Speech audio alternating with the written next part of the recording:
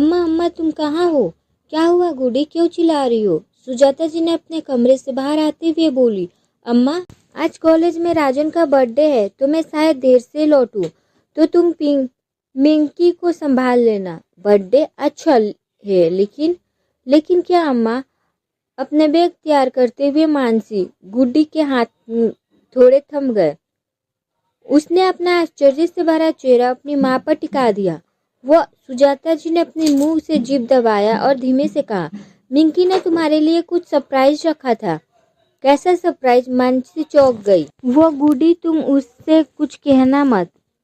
उसने तुम्हें कुछ कहने से मना किया था। उसे क्लास में बेस्ट आर्टिस्ट का सर्टिफिकेट और इनाम भी मिला है। सुजाता जी ने थोड़ा जोर देकर कहा। इसलिए उसने आज तुम्हारी पसंद का केक मंगवा रही है ताकि तुम्हें वह सरप्राइज कर सके। आखिर तुम उसकी बेस्ट मम्मी हो। ओह, मानसी के हाथ रुक गए। उसकी आंखों में मोटे मोटे आंसू आ गए। मानसी तड़प कर रो पड़ी। माँ और मैं? वो तो तुम हो अम्मा, मैंने तो सिर्फ पैदा किया है। उसकी तड़प और मजबूरी देखकर सुजाता जी घबरा गई। उन्होंने कहा, बेटी तू जा, मैं मिंकी को संभाल लूंगी। हाँ माँ, आज तो मैं चाहकर भी नहीं रुक सकती। अगर नहीं गई तो राजन को मौका मिल जाएगा, वो मेरा प्रमोशन रोक देगा। फिर मिंकी के स्कूल की फीस और सैकड़ों खर्चे, बहुत मुसीबत आ जाएगी मुझ पर। सुजाता जी ने मुंह बनाते हुए कहा। किसी का जन्मदिन इतनी मायूसी से मनाने की क्या जरूरत है? मना कर दे उसे। नहीं माँ, मना नहीं कर सकती ना, जब तक कि किसी और कॉलेज या अस्पताल में नौकरी ना मिल जाए। अब अपने पैरों पर कुल्हाड़ी कौन मारे? वो मेरी बदकिस्मती कब पीछे छोड़ेगी? न कितनी जगह इंटरव्यू दे चुकी हूँ पर कहीं भी होता ही नहीं है। भुनभुनाते हुए मानसी ने अपना पर्स अपने कंधे पर टांगा। गिफ्ट का पॉकेट हाथ में उठाकर बाहर निकल गई। घर से निकलते ही बाहर ऑटो रिक्शा को रोका और उस पर बैठकर होटल आस्था चलने के लिए कहा। उसने ऑटो में बैठते ही अपने दोस्त मधु को फोन लगाया। मधु भी होटल आने के लिए घर से निकल चुकी थी। मधु के आने की बात सुनकर मानसी अस्वस्थ हो गई। न जाने क्यों मधु को देखते ही मानसी खुद को कॉन्फिडेंस आने लगता है। मधु भी तो अक्सर उसे छिटक कर कहती है, थोड़ा बड़ी हो जा मन्नू, कब तक बच्ची बनी घूमेगी। इधर घर में सुजाता जी मानसी को जाने के बाद उससे उड़े परफ्यूम के गंध महसूस कर रही थी। वो अपने पति श्री राजशेखर जी जो कि अभी अभी आकर ड्राइंग रूम में बैठे थे, उनसे कहा, कितनी सुंदर लग रही थी मेरी बिटिया, बिल्कुल परी की तरह। गुलाबी रंग में अनारकली सूट में बस 2 रेशम की पंखों की कमी थी, नहीं तो कौन कहता कि यह परी नहीं है। ओह, एक लंबी सांस भर लेकर उन्होंने फिर कहा, न जाने किसकी नजर लग गई है। राजशेखर जी ने चश्मे को उतारकर अपने मुंह से भाप देते हुए कहा, ईश्वर का लिखा कोई नहीं बदल सकता सुजाता। अब गुड्डी डॉक्टर तो बन गई है ना, ईश्वर ने गोद भी भर ही दिया है। बस उम्मीद करता हूँ कि सब कुछ ठीक हो जाए। यही तो दिक्कत है, एक बच्ची की माँ है गुड्डी, कोई चाहकर भी उसकी जिम्मेदारियां नहीं उठाना चाहेगा। बस सुजाता ने अपनी आंखें बंद कर ऊपर दोनों हाथों करते हुए कहा, हे बाकी बिहारी, मेरी बेटी को तुम सदा खुश रखना। नानी, ये आप क्या बोल रही है? मैं मम्मा पर बोझ हूँ? नन्ही सी मिंकी वहां पर न जाने कब से खड़ी होकर अपने नाना नानी की बात सुन रही थी। अरे मेरी प्यारी डॉल, कम हियर। राजशेखर जी ने अपने दोनों हाथ फैला दिए। मिंकी भी जल्दी से दौड़कर राजशेखर के गोद में चढ़ गई, पर अभी तुरंत सुनी हुई बातें अब उसे कोचोट रही थी। वो नानू के बहलाने के बावजूद नहीं मान रही थी। जब सुजाता जी वहां से उठकर किचन में गई तो फिर उससे धीरे से पूछा, नानू, बोझ का मतलब क्या बर्डन होता है ना? फिर मैं बोझ कैसे हो गई?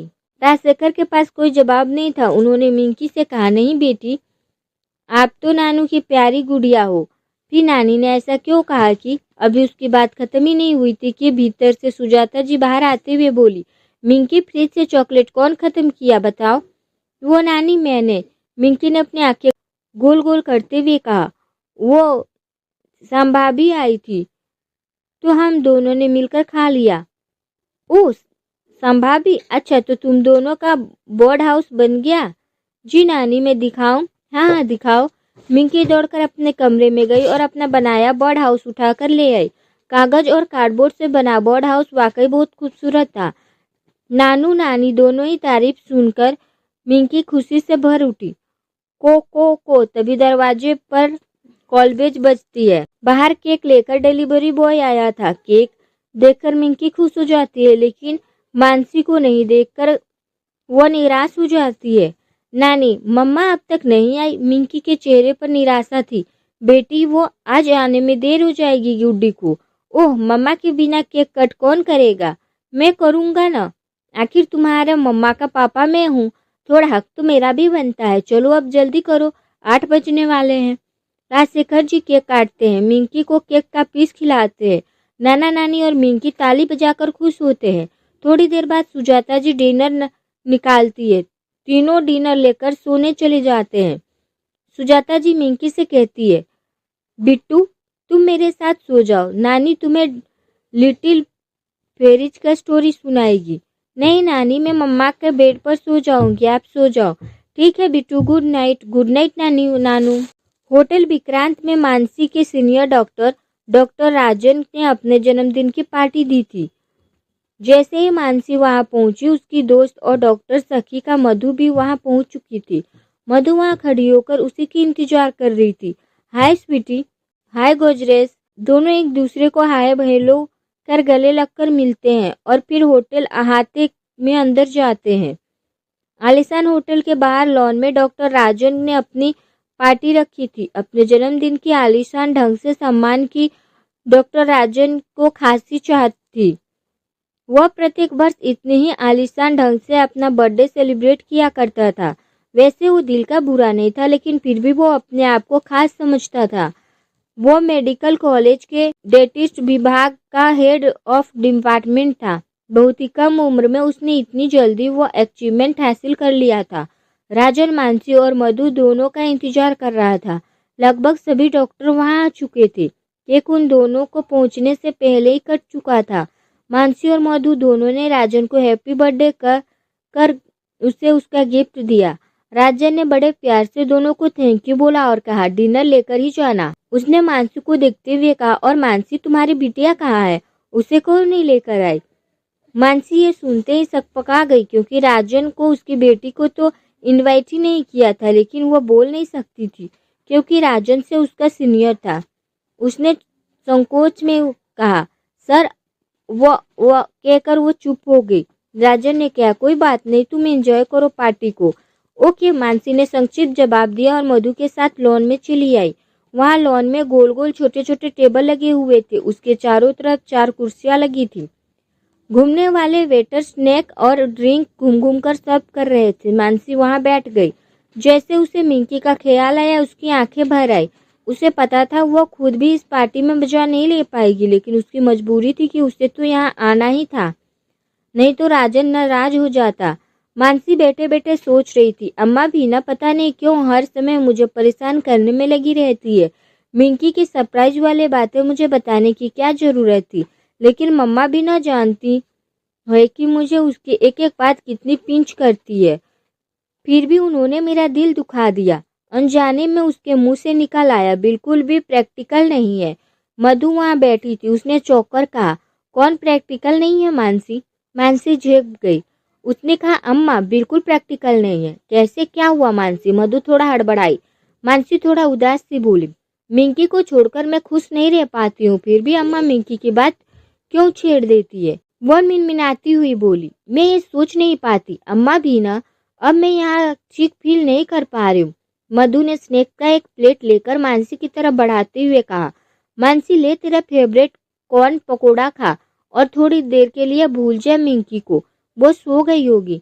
मधु ने एक सॉफ्ट ड्रिंक भी लिया और उसने मानसी की तरफ बढ़ाया। उसने मुस्कुराते हुए कहा, दिन भर रात भर मिंकी मिंकी मिंकी, यह कहकर कुछ नहीं होगा, अभी तो एंजॉय कर। कुछ भी हो, खड़ूस डॉक्टर ने हमें इतने अच्छे बर्थडे सेलिब्रेट में बुलाया है, तो उससे अच्छी बात और क्या हो सकती है। टेंशन फ्री रह और एंजॉय कर। मानसी पकोड़े खाते हुए बोली, उसे हमसे कोई मतलब नहीं है, वह सिर्फ प्रोफेशनल है। उसे हमारी गैदरिंग से ज़्यादा हमारी भीड़ पसंद है। उसे बस शो ऑफ करना है कि वो एक पॉपुलर प्रोफेसर है। मधु, आई नो बेटर, लेकिन यार इतनी अच्छी पार्टी, वो भी इतने बड़े होटल में, कहाँ मिलेगा? मैं तो कभी भी 5 स्टार होटल में ना जाऊं। मानसी, हाँ यू आर राइट। मानसी भी खाने में मजे लेने लग गई। उसने टाइम देखा, अभी तो 9:30 हुआ था। यह पार्टी तो लगभग 11 बजे तक चलेगी। तब तक मिंकी सो चुकी होगी। मधु और मानसी दोनों ही मुलाकात झारखंड डेंटिस्ट कॉलेज में हुई थी। दोनों ने एक साथ ही मेडिकल कॉलेज में डेंटिस्ट की पढ़ाई किया था। इन 5-7 सालों में दोनों ने इतनी गहरी दोस्ती हो गई थी जितनी अपनी सगी बहनें या जुड़वा बहनों में भी नहीं हो। किस्मत से दोनों के सिलेक्शन अपने ही डेंटल कॉलेज में हो गया। वहाँ दोनों ही डॉक्टर राजन के अंडर काम सीख रही थी और साथ साथ अस्पताल भी संभाल रही थी। इसके साथ साथ दोनों का मास्टर भी चल रहा था। मानसी अब बेटी मधु की बकबक झेल रही थी कि सुजाता जी का फोन बजने लगा। हेलो अम्मा, बेटी ठीक से पहुंच गई ना? हाँ अम्मा। अम्मा मिंकी डिनर ले ली? अटकते हुए मानसी ने पूछा। हाँ बेटी, यही बताने के लिए फोन किया है, वो खाकर सो गई है। तुम बेफिक्र रहो। और हाँ, डुप्लीकेट चाबी है ना? हाँ है अम्मा, थैंक यू। चलो आप भी सो जाओ, मैं आ जाऊंगी। ठीक है गुडी, अपना ध्यान रखना। अम्मा ने फोन रख दिया। मानसी बहुत देर तक फोन को देखती रही। इस भीड़ में भी अम्मा का फोन उसे ठंडक दिला देता है। किसका फोन था मानसी? अपनी साड़ी संभालते हुए मधु ने कहा। अम्मा का। पूछ रही थी कि कितनी देर और होगी। Okay, that's great. लुक यार मानसी, कितनी लकी हो तुम, इतना केयरिंग मदर मिली है, हर पल पल की जानकारी लेती है आंटी। अब बता मिंकी ठीक है ना? हाथों में 2 कप टमाटर सूप लेकर आते हुए मधु ने कहा। हाँ सो गई, मानसी ने कहा। अच्छा चल चिल कर और पी, देख क्या टेस्टी टोमेटो सूप है।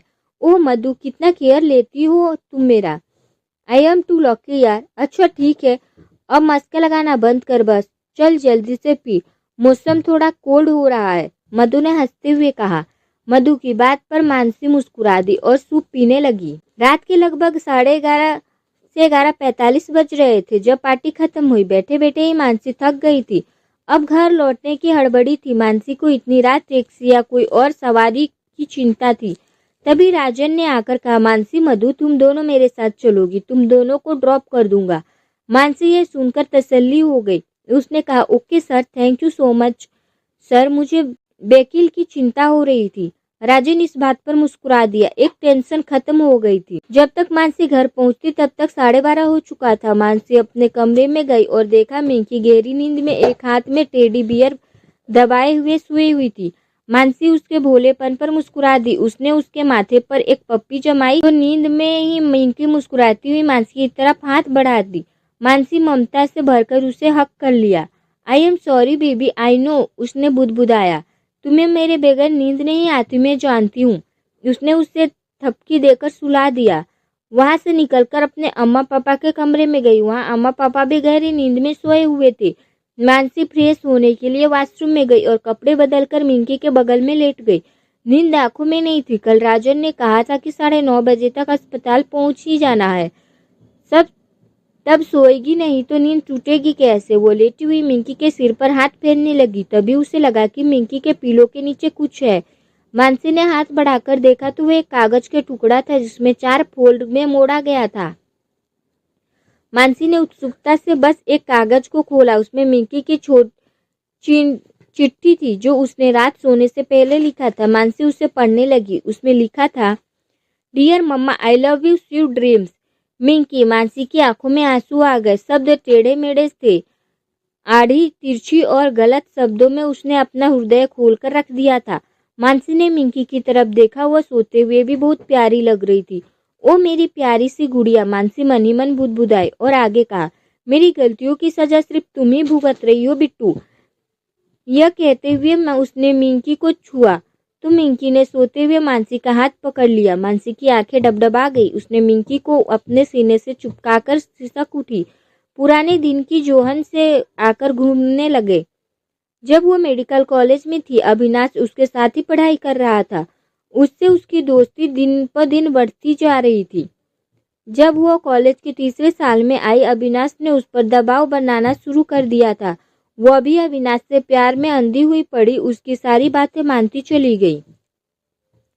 अम्मा पापा उससे भी दबाव डाला था। अम्मा पापा पर उसने ही दबाव डाला था इस शादी के लिए।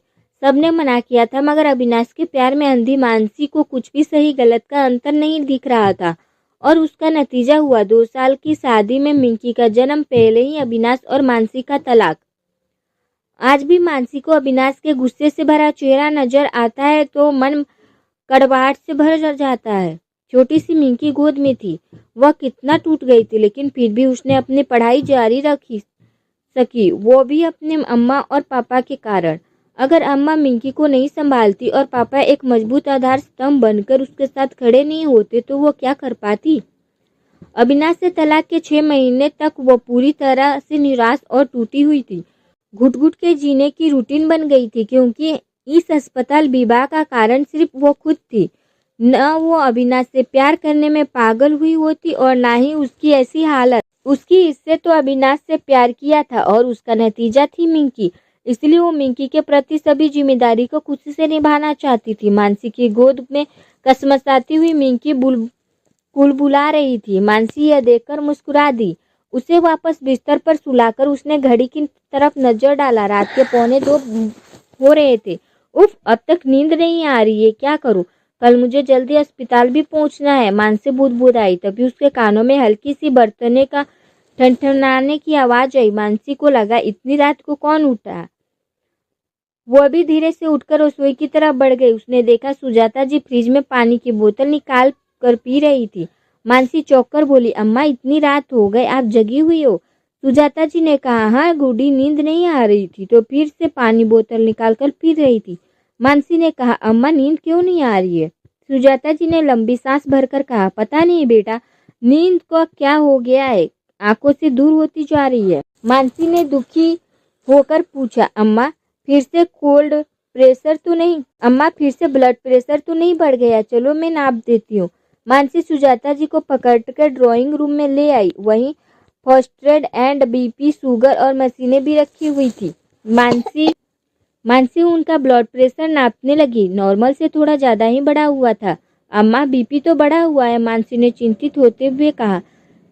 किस चिंता ने तुम्हें घेर लिया है जो तुम्हारा बीपी बढ़ गया? अम्मा थोड़े मजाकिया मूड में मानसी ने कहा। फिर उसने सुजाता जी को पानी के साथ बीपी की गोली भी दी। सुजाता जी गोली पानी के साथ निकलते हुए बोली, न जाने किसकी नजर लग गई है गुडी मेरी सेहत को। एक गहरी और उदास भरी सांस लेकर बोली, मेरी सारी सोच को ही ग्रहण लग गया हो। हंसती हुई मानसी का चेहरा यह सुनकर मुरझा गया। वह सुजाता जी के पास जमीन पर घुटने पर बैठकर उसके गोद में सिर रखकर बोली, अम्मा आपके सारे दुख का कारण तो मैं ही हूँ ना, आप मेरे कारण ही परेशान रहती हो। सुजाता जी को मानसी की इस बात पर कोई उत्तर नहीं सूझा। फिर उन्हें लगा कि इस सच्चाई पर कब तक पर्दा डालती रहेगी, इसलिए उन्होंने कहा, हाँ गुड्डी, तुझे और फूलसी मिंकी को देखकर दिल टूट जाता है। कल की चिंता मुझे हर वक्त सताती रहती है बिट्टू। मानसी अपनी अम्मा के गोद में सिर रखकर रो पड़ी। अम्मा मुझे माफ कर दो, आप सबकी गुनहगार हूँ मैं। अगर मैं जिद नहीं की होती तो आज मुझे और आपको ये दिन नहीं देखना पड़ता। क्या करूँ मैं, कैसे अपनी गलतियाँ सुधारूं?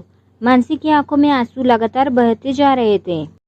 मानसी को रोते देख सुजाता जी को अपनी गलती का एहसास हुआ। उन्हें लगा कि उन्होंने मानसी का दिल को ठेस पहुंचा दी है। तब उन्होंने अपनी बात को संभालते हुए मानसी के सिर पर हाथ फेरते हुए कहा, गुड्डी, मैंने ये नहीं कहा कि तुमसे गलती हुई है। हमें क्या पता था कि अविनाश ऐसा निकलेगा। तू तो बच्ची थी, तुम्हें संभालने का काम तो हमारा था, पर हम भी तो उतने ही नादान निकले। लेकिन बिटिया, अब हमारा दिन खत्म हो रहा है और तुम्हारे साथ सारी जिंदगी पड़ी है। एक छोटी सी बेटी के साथ कैसे जिंदगी कटेगी? ये मैं चाहती हूँ कि तुम्हारी दूसरी शादी करा दूं। मानसी ये सुनकर चौंक पड़ी। अम्मा ये बस मत करो, मैं अभी भी दूसरी शादी नहीं करने वाली। अविनाश की जगह कोई भी नहीं ले सकता, भले ही वो ऐसा भी हो, लेकिन अब मेरे अंदर किसी के लिए कोई फीलिंग्स नहीं आ सकती। सुजाता जी ने मानसी को समझाते हुए कहा, गुड्डी, फीलिंग्स की जरूरत नहीं है, भावना में बैठकर जिंदगी में नहीं रह सकती। तुझे मिंकी के बारे में भी सोचना चाहिए। ऐसा कुछ भी नहीं होता, बहुत लोग दूसरी शादी करके भी खुश रहते हैं, हर कोई बुरा थोड़े ही निकलेगा। मानसी ने सोचा कि अम्मा अब शुरू हो गई है, अब चुप नहीं रहने वाली। अब यदि वो कोई और जवाब देगी तो बोलती ही रहेगी, इसीलिए उसने कहा, अम्मा फिलहाल तो नहीं, हाँ देखते हैं कुछ साल के बाद। यदि मुझे कुछ जच गया तो मैं आपसे कहूँगी कि शादी के लिए मैं तैयार हूँ, लेकिन फिलहाल मैं अपने और मिंकी के बीच में किसी और को भी आने नहीं देना चाहती। सुजाता जी निरुत्तर हो गई। उन्होंने कुछ नहीं कहा। वो धीरे से बोली, एक बार तू अपने मन का कर ली, इस बार मेरे मन से चल। मानसी ने इस बात का कोई जवाब नहीं दिया तो फिर उन्होंने कहा, चलो बेटी अब हम लोग सोते हैं, कल तुझे भी अस्पताल जाना है और मुझे भी सुबह वॉक पर जाना है। हाँ माँ, ये कहकर मानसी अपने कमरे में चली गई। अपने कमरे में बिस्तर पर लेटते हुए मानसी ने एक लंबी सांस ली। उसने अपने आप को कहा, एक औरत ही औरत की दुश्मन होती है या फिर हमारे समाज का होती है बनावट, जहाँ औरतों को कोई सम्मान नहीं मिलता, वो हमेशा ही असुरक्षित होती है। पता नहीं समाज की ये बेड़ियाँ और सीढ़ियाँ कब खत्म होगी। नारी कितनी भी सशक्त हो लेकिन वो अबला ही रहती है, यह भावना भी कब खत्म होगी। सोचती हुई वो कब सो गई उसे पता ही नहीं चला। सुबह मिंकी उठकर ब्रश कर तैयार हो गई। सुजाता जी ने उसे स्कूल ड्रेस पहना दिया, उसका लंच बनाकर उसे दे दिया और राजशेखर जी उसे बस स्टॉप तक छोड़ आए। मानसी सोती रही। करीब 8 बजे तक उसकी नींद टूटी। उसने देखा मिंकी तो स्कूल चली गई है। उसके दिल में कसक सी उठी, लेकिन फिर वह जल्दी से वॉशरूम की तरफ चली गई और तैयार होकर अपना लंच बॉक्स लेकर अस्पताल के लिए निकल गई। जब तक वह अस्पताल पहुंची ऑलरेडी 9:30 हो चुके थे। 9:30 से कुछ मिनट ऊपर ही हो रहा था। राजन ने बड़बड़ाने की बहाना मिल गया। उसने अपनी सारी खींच मानसी पर उड़ेल दिया। मानसी ने अपने सफाई में कुछ कहना चाहा तो उसने उसे बुरी तरह से झिड़क दिया। वह चिल्लाते हुए बोला, एक तुम ही हो मिस मानसी वर्मा? कल और भी तो लोग थे पार्टी में, उन सबकी नींद टूटी और आपकी नहीं। बस इस टाइम आपको वार्न कर रहा हूँ, बस चेत जाओ। उसने अपनी उंगली दिखाते हुए कहा, अगर ऐसा हुआ तो खामियाजा भुगतने के लिए रेडी रहना। यह अस्पताल है ना कि जू। Time is time. Mansi Rohasi हो गई। उसने धीरे से सॉरी कहा और वहां से अपने स्टाफ रूम में आ गई। वहां मधु पहले ही बैठी हुई थी। मानसी वहां बैठ गई। सहसा उसे अपनी अम्मा की कही बातें याद आई। उसे याद कर वह और भी घबरा गई। घबराहट में उसने एक पूरी पानी बोतल गटागट पी गई। ये देखकर मधु ने उसे टोका, मानसी उस डफर की बातों से क्यों दिल पर ले लेना है यार। कल को मास्टर हो जाए तो किसी और दूसरी को अप्लाई कर लेना, तब तक यहाँ झेलना तो लिख ही है। मानसी ने उदास स्वर में कहा, यू आर राइट मधु, लेकिन क्या मानसी, क्या हुआ? कोई प्रॉब्लम है क्या? वो मानसी थोड़ी अटकी, फिर बोलने लगी, मधु अम्मा फिर से शादी लेकर अड़ गई है। मैं बहुत ही परेशान हूँ, क्या कहूँ कुछ समझ में नहीं आ रहा है। आंटी की कहीं कोई लड़का देखा है क्या? पता नहीं, लेकिन बराबर यही बात, शादी कर ले शादी कर ले। यह सब सुनकर मैं बहुत ही अधिक टेंशन में आ जाती हूँ। ओह, पर यदि अच्छा लड़का है तो क्या बुरा है, एक बार तू भी देख ले, मधु ने बीच बिचाव करते हुए कहा। अब तू भी ना शुरू हो गई। तभी बेल बजती है। मास्टर के क्लास के लिए लेबोरेटरी में जाना था। दोनों अपने पर्स उठाकर लेबर रूम की तरफ चल दी। लगातार 3 क्लास थे। तीसरे क्लास करते करते मानसी पूरी तरह थक चुकी थी। क्लास खत्म होने के बाद मानसी ने मधु ने कहा, मधु कल से ही थकान हो रहा है, चल कैंटीन चलते हैं, वहां जाकर कुछ खाते पीते हैं। हाँ चलो, मैं भी बहुत थक गई हूँ, चल थोड़ा रिफ्रेशमेंट मिलेगा तो मजा आएगा। दोनों कैंटीन की तरफ जा ही रही थी कि राजन ने मानसी को फोन कर कहा, मानसी आज तुम्हें कुछ देर और रुकना होगा, कुछ पेशेंट के लिए। ड्रॉप मैं कर दूंगा, उसकी चिंता मत करो। मानसी के पास हाँ के अलावा और कोई विकल्प नहीं था। उसने कहा, जी सर। फोन कट कर वो मधु पर झल्ला उठी, कोई काम नहीं है, बस राजन को परेशान ही करना है मुझे। बेचारी मिंकी मेरा इंतजार कर रही होगी। कोई बात नहीं, मधु ने कहा, 2 घंटे और मैनेज कर ले, टेंशन मत ले, मैं भी रुक जाती हूँ। तू कहाँ रुकेगी मधु, तेरी अपनी फैमिली है। नहीं, अभी तो मैं पीजी में हूँ, सभी से अलग, मुझे वही सुकून मिलता है। मानसी ने धीरे से कहा। उसने मधु के चेहरे पर छाया दर्द देख लिया, पर उसने कुछ कहा नहीं। वो और मधु कैंटीन में बैठकर अपना मनपसंद प्याजी कचौरी और अदरक वाली चाय पीने लगी।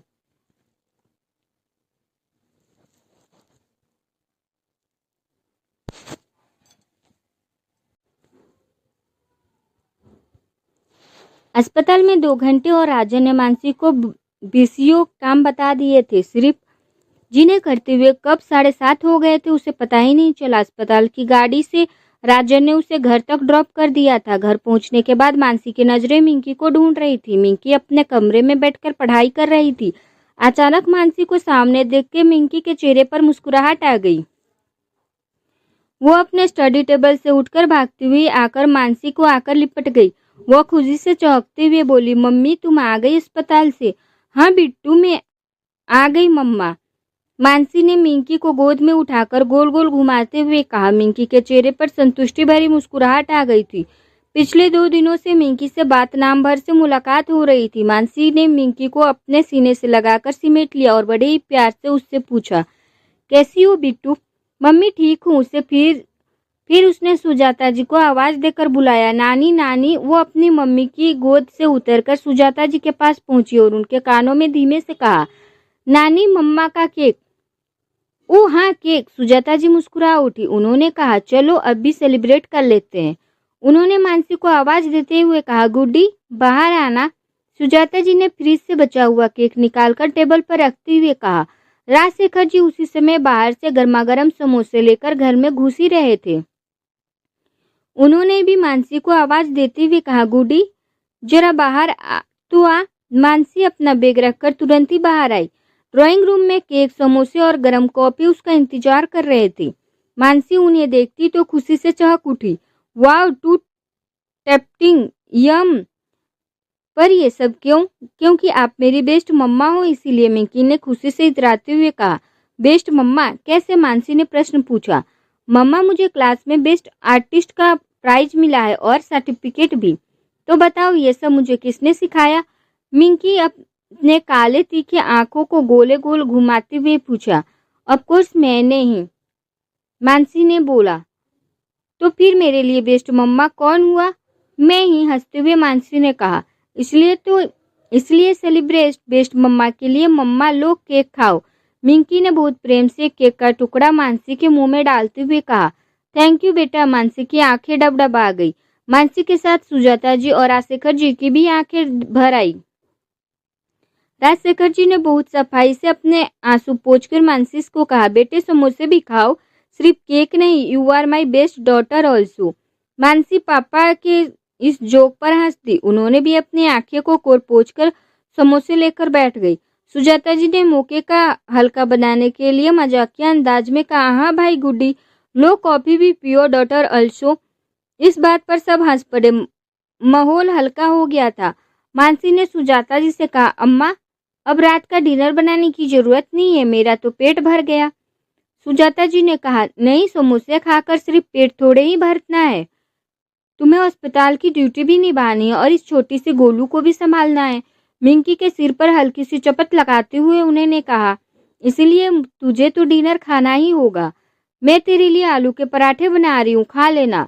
सुजाता जी ने अपनी बात पर जोर देते हुए कहा, खा कर ही सोना, ऐसे बेड पर नहीं जाने दूंगी। मानसी धीमे से मुस्कुरा दी। उसने बस सिर हिलाया और चुप ही रही। रात का डिनर लेकर मानसी मिंकी को लेकर अपने बेडरूम में आ गई। हल्की सी ठंडक हवा में आ गई थी। मौसम भी थोड़ा सा ठंडा होने लगा था। सिरन भरी हवा चलने लगी थी। मानसी की खिड़की बंद किया। बंद शीशों में से आसमान साफ दिख रहा था और काले आसमान में गोल गोल चक्कर काटना चंद्रमा साफ साफ दिख रहा था। मिंकी को अपने गोद में सुलाई हुई मानसी खिड़कियों से बाहर देखती हुई बीतते दिनों में खोने लगी थी। अब मेडिकल कॉलेज में डेंटिस्ट विभाग में उसका चयन हो गया था। कॉलेज में अविनाश भी उसके साथ ही पढ़ता था। धीरे धीरे दोनों ही के बीच गहरी दोस्ती होने लगी थी। याद है वो दिन आज भी मानसी को, जब बसंत पंचमी के दिन जब पूरा कॉलेज बसंती रंग के खुशबू में भीगा हुआ था। उस दिन अविनाश ने पीले सफेद छोटे छोटे फूलों की एक बड़ी सी बेड़ी लाकर उसके हाथों में दिया था। मानसी, लो इसे अपने बालों में लगा लो, तुम्हारे लंबे बालों में ये खूब जचेगा। अच्छा सचमुच? उस दिन बगैर किसी नानुकुर के मानसी ने भी अविनाश से मुट्ठी भर बेड़ी लेकर अपने बालों में लगा लिया था। पीली सफेद साड़ी में मानसी के लंबे काले बाल और उस पर पीले सफेद फूलों की बेड़ी मानसी की सुंदरता में चार चांद लगा रही थी। मानसी अपनी छवि देखकर खुद पर इतरा गई थी। अब कई सिर्फ आंखों आंखों में ही अविनाश के साथ उसके प्राण निवेदन चल रहे थे, लेकिन इसके बाद अविनाश और मानसी दोनों ही बीच खुलकर प्रेम संबंध चलने लगे। 14 फरवरी वैलेंटाइंस डे पर अविनाश ने उसके लिए खास वेराइटी के चॉकलेट्स के डब्बे लेकर आया था और साथ में एक अंगूठी जो कि उसने ऑर्चिड स्टोर से खरीदा था। अपने घुटनों पर बैठकर अविनाश ने उसे लाल गुलाबों का बुके दिया और साथ में चॉकलेट्स भी। मानसी के हाथों में अपने हाथ को लेकर उसने अपने हाथों से अंगूठी पहनाते हुए कहा, मानसी आज मैं तुमसे अपने प्यार का इजहार करता हूँ। Please accept me with my love. भोली भाली सी मानसी अविनाश के इस प्रपोज पर खुशियों से सैलाब में बह गई। उसने बहुत ही खुशी से अभी के इस प्रपोज को स्वीकार कर लिया। अब वो और अविनाश अक्सर ही यहाँ वहाँ साथ में घूमने लगे। अपनी पुराने यादों में याद कर मानसी के चेहरे पर बड़ी सी मुस्कुराहट आ गई। थोड़ी देर तक ख्यालों में रहने के बाद जब वो उससे बाहर आई तो उसका मन फिर से कड़वा सा होने लगा। कहाँ पर भूल हो गई थी मुझसे जो अविनाश मुझसे अलग ही हो गया। मानसी खुद से बोली, पता नहीं कहाँ पर किसकी गलती थी, लेकिन अभी यादों में तुम मुझे बहुत आते हुए और मानसी सिसक उठी।